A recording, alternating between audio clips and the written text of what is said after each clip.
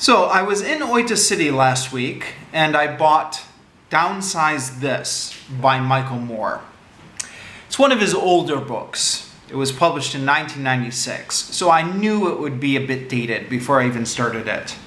But the English book selection here in Japan is rather limited, so I bought it anyways.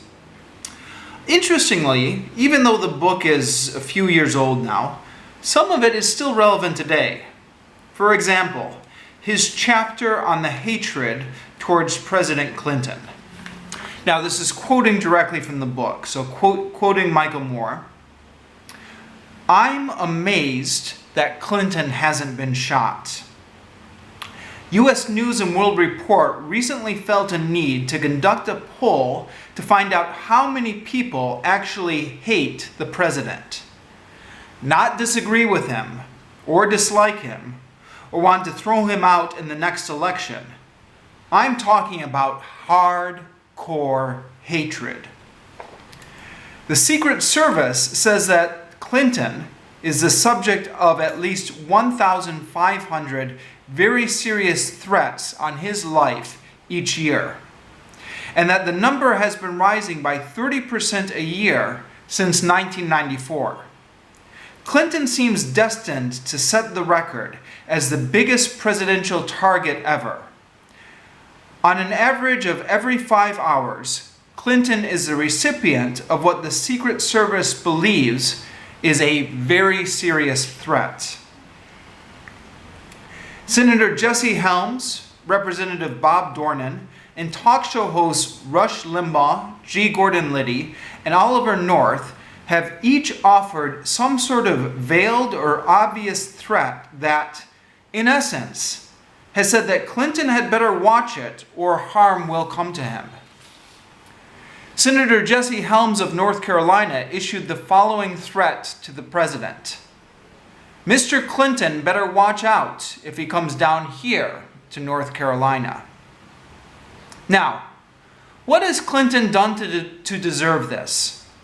Massacred millions in a war? Caused the stock market to crash? Brought back the bubonic plague?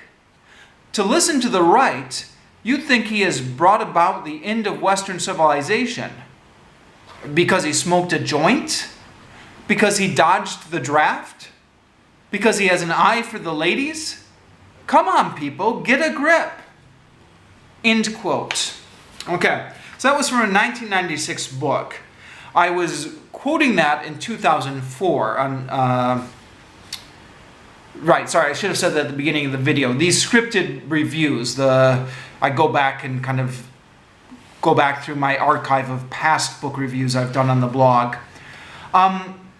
So it's from something I wrote in 2004. And I was using it at the time to kind of put in perspective the hatred against Bush. Sorry, I was trying to think of the word for like intense partisan feeling. What's the word for that? I don't know. There was so much hatred against Bush, and it was quite common for right-wing pundits to say, "What's going on here? Why does the left hate Bush so much?" And so I read that passage, and I remember that, kind of living through that period myself. I thought, yeah, we had this with Clinton. Like, they really hated Clinton. And what did Clinton do? I mean, really, what did Clinton do? Now, I do have to make one qualification here, kind of in light of the Me Too movement nowadays. I think the allegations of sexual assault or possibly rape that Clinton had done, not while he was president, although there was that Monica Lewinsky thing, but a lot of these sexual assault things were from earlier. You look back at that nowadays and you think, oh boy, that did get brushed under the rug that did get brushed under the rug a bit. And by kind of progressive feminists as well, like maybe people who should have known better.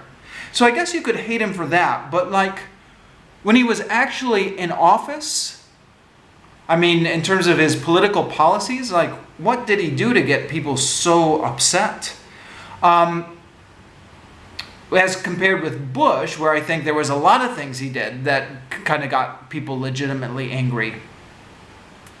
So I was writing that to kind of put the Bush years in perspective. You could apply that to our modern political dialogue with Trump as well. Although things have deteriorated so much now that it's almost pointless to try and get perspective at this point. Yeah, so I'll just sign out here.